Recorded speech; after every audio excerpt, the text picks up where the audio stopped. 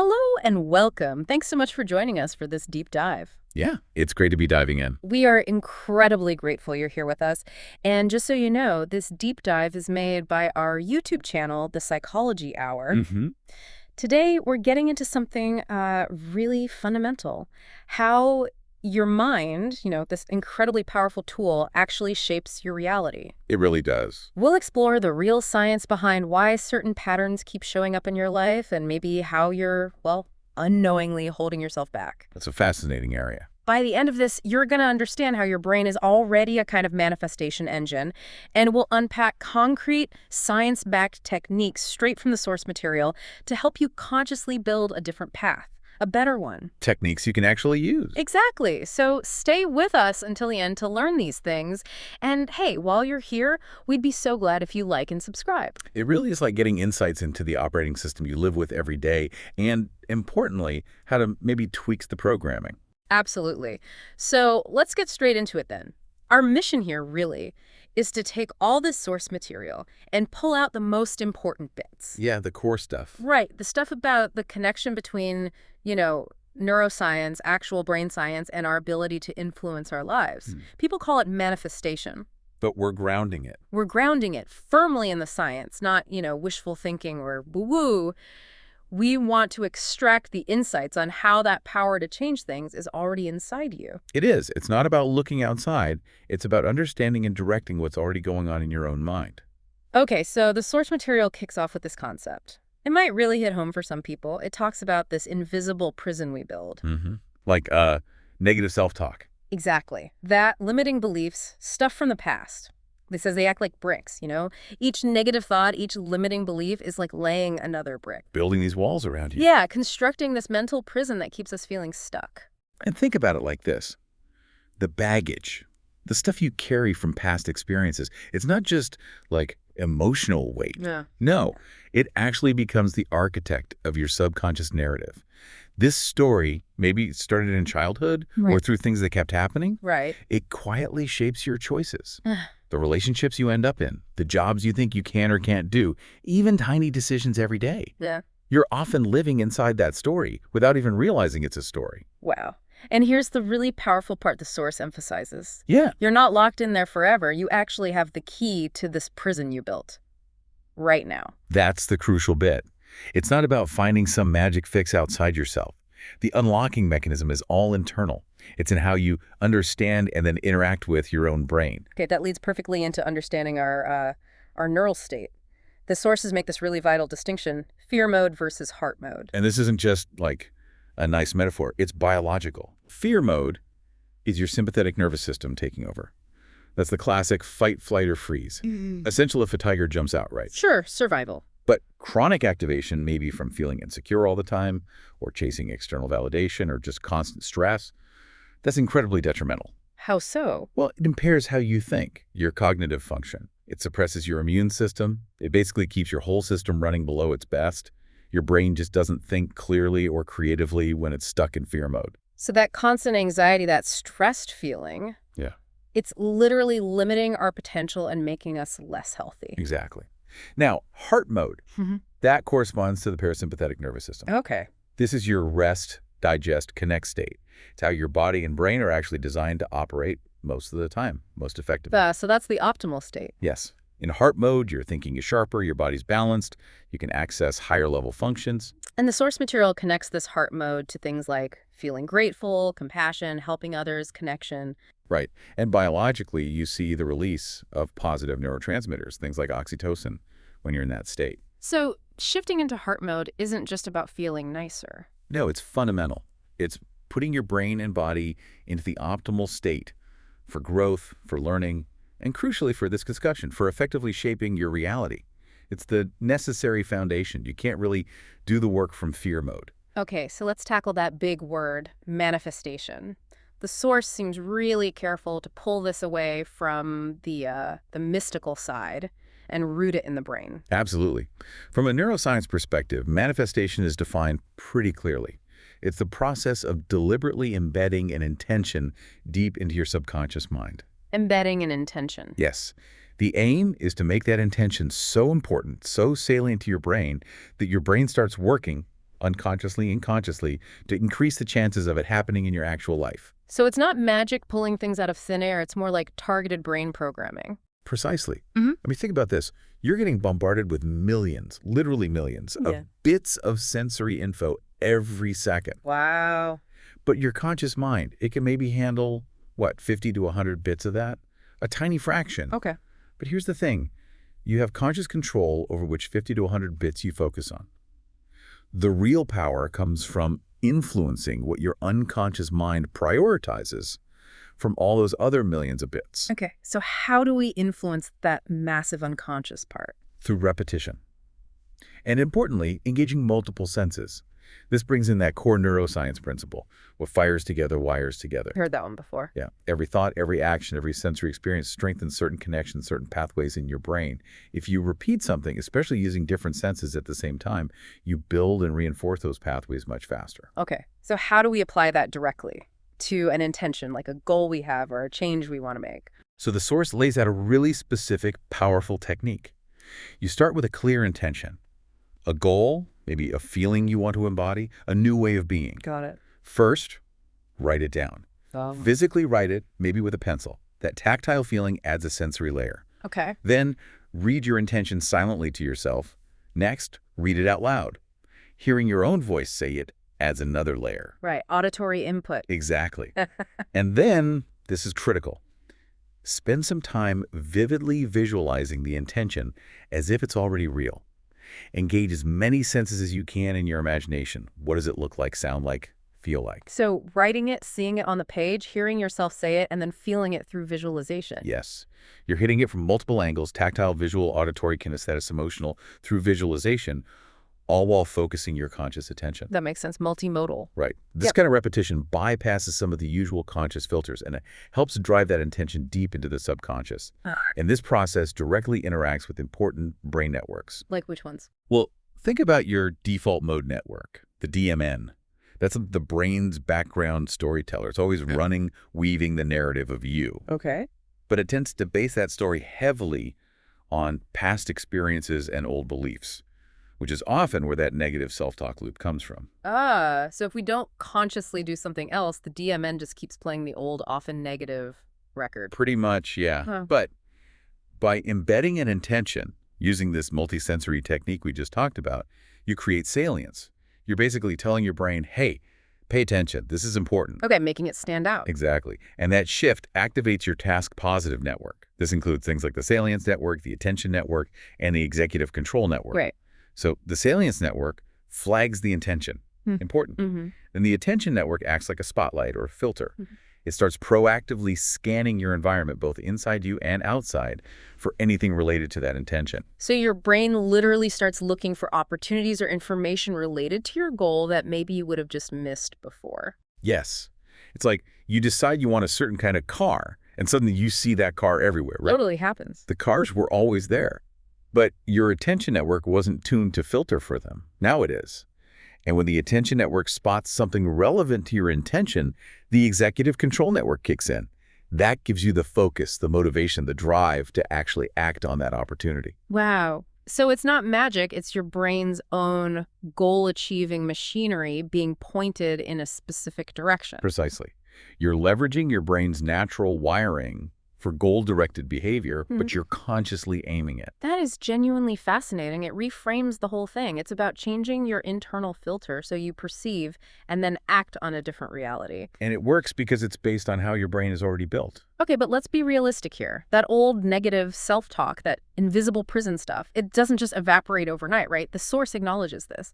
How do you manage that while you're trying to build this new reality? Yeah, that's a really important point. The goal isn't necessarily to completely silence every negative thought forever. That might be unrealistic. It's more about learning to recognize those thoughts without becoming them, without letting them control you. You learn to observe them almost like clouds passing in the sky. You see them, you acknowledge they're there, but you don't have to climb onto them or believe they're the whole truth. You let them just sit there. Detachment, kind of? A bit, yes. And this is where self-compassion becomes absolutely vital.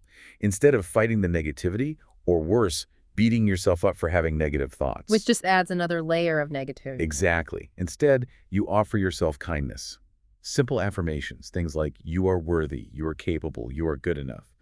They aren't just fluffy feel-good things. They are active counter-programming for the DMN's old negative story.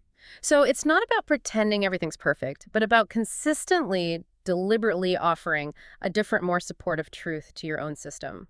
You got it. And the source also suggests gently exploring where that negative self-talk comes from. Often it's rooted in past experiences, maybe childhood stuff. Just reflecting on that, maybe journaling about it, or even just acknowledging, this feeling comes from that time, can lessen its power over you in the present. It's about integrating those shadow parts, the bits we don't always like, with acceptance. And here's something the source points out that feels almost paradoxical, but really powerful. What's that? It says, you are already manifesting all the time based on whatever your dominant subconscious patterns are. Ooh, yeah, that's a big one. If you keep finding yourself in the same kind of unhealthy relationships, or the same frustrating work situations, or repeating behaviors that you know don't serve you, That's your brain manifesting. It's bringing into your reality the situations and experiences that align with its deep, often unconscious, often negative programming. that's kind of mind-blowing. But it's not meant as a punishment, is it? Not at all. It's proof. It's proof the mechanism is real and it works. Yeah. Your brain is shaping your reality based on its internal wiring. The amazing part is realizing you have the power to consciously redirect that incredible engine toward something better. And a huge piece of that redirection, according to the source, is getting clear on the difference between what you think you want and what you truly need. Oh, this is absolutely critical. So often, what we chase, what we want, is external stuff. Validation from others, status symbols, money, things. Usual suspects. Right. And the source shares this really raw, personal story, achieving massive external success like the mansions, the fancy cars, all the outward signs, but being deeply, profoundly miserable inside. Why? Because he was chasing wants, not needs. What he discovered he truly needed was purpose, meaning, genuine connection with others, service, contribution. Yeah, chasing external validation feels like trying to fill a bucket with a hole in it. It never feels like enough because it doesn't touch those deeper human needs. Exactly. Our fundamental wiring, as the source really emphasizes, is for connection and contribution, for service. When you operate from that place, focusing on what you genuinely need for fulfillment, it naturally aligns you with your best self. And often, the other good things, maybe even some of the wants, come into your life more easily, without that desperate chasing feeling. Okay, this is all incredibly insightful. Let's make it super practical. How do we weave these ideas into a daily practice? What are the steps the source material outline? Okay, so first step, Yeah, find a calm, quiet space, somewhere you won't be disturbed for a few minutes. got it. Then deliberately shift your state. Use a simple breathing exercise like slow inhale through the nose, maybe hold for a count, slow exhale through the mouth. Just doing that for a minute or two starts to downregulate that sympathetic fear mode system. Okay, consciously shifting gears towards heart mode first. Exactly. Center yourself first. Then, maybe spend just a moment reflecting on something that brings you real joy or a feeling of awe, something you're grateful for. This helps anchor you further in that positive, receptive heart mode state. Nice. So breathe, center, feel some gratitude or joy. Yeah. Once you feel centered, then identify your top intentions or goals. Maybe just 1 to 3 key ones to start. Make them clear, make them compelling to you. Okay. Then you do the multisensory technique we talked about earlier. Write it, read it silently, read it aloud, visualize it vividly. Yes. Write, see, hear, feel. Do this consistently. Daily is ideal. Think of it like building a muscle at the gym. You start where you are, you stay consistent, and the strength grows over time. And the source stresses patience, right? This isn't instant magic. Oh, absolutely. Yeah. Persistence and patience are non-negotiable. Not every intention is going to pop into reality overnight, and sometimes things unfold in ways you didn't expect. And you mentioned something earlier about avoiding attachment to the specific outcome. Crucially important. Getting really rigid and attached, like Right. it has to happen exactly like this by this date.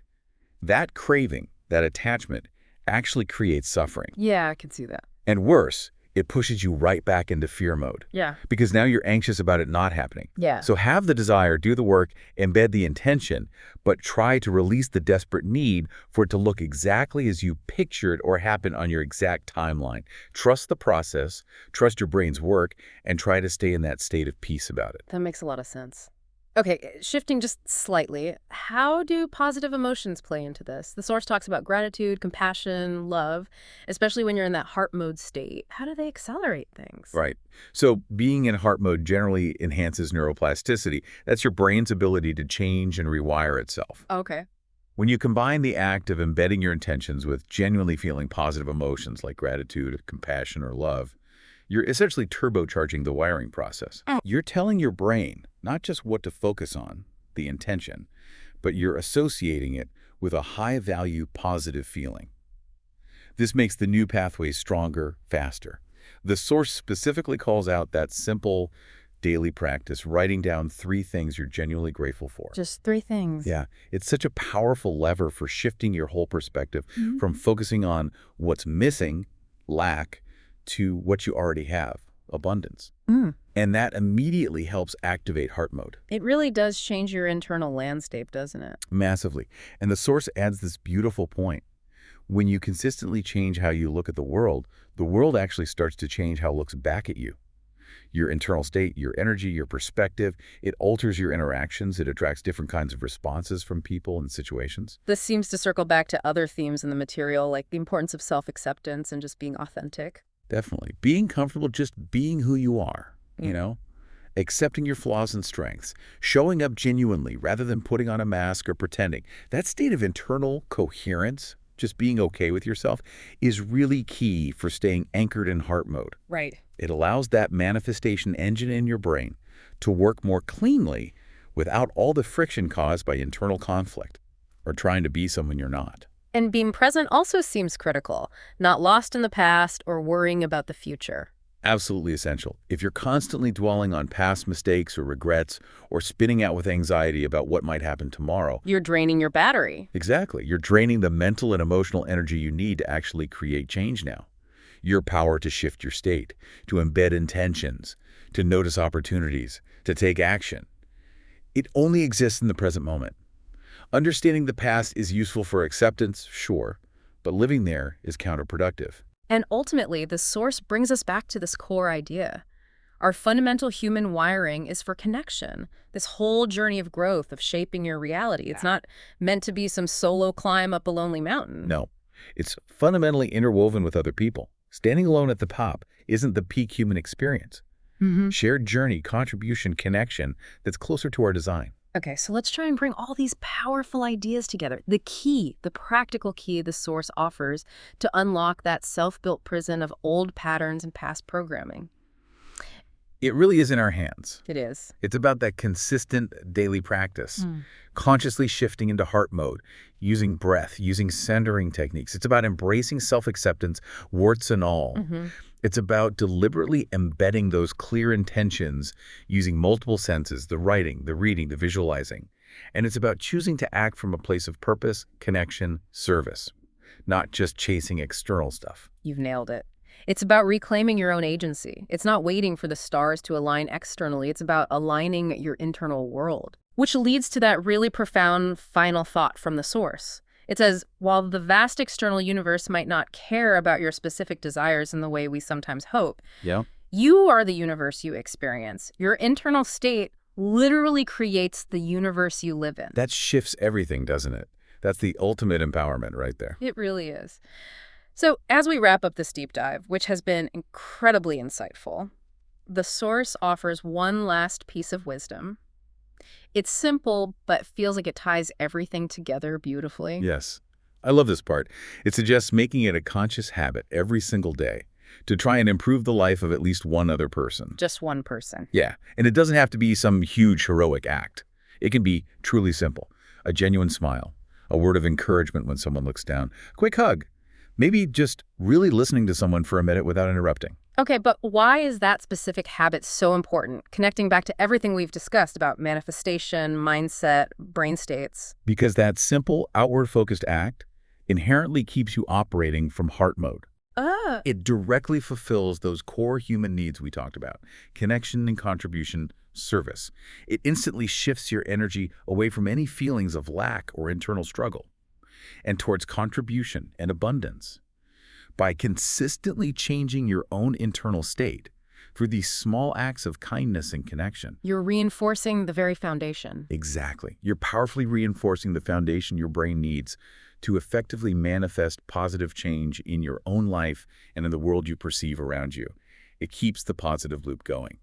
Wow. That's a truly transformative set of insights to take away and, well, practice. Yeah, Thank you so much for joining us for this deep dive, and thank you for staying with us all the way to the very end. We really are so grateful for your time and your attention. it's been a great discussion. And remember, this deep dive was made by our YouTube channel, The Psychology Hour. Thank you again for being here with us. Goodbye for now. Goodbye. And hey, we'd be so glad if you take a moment to like and subscribe. See you next time.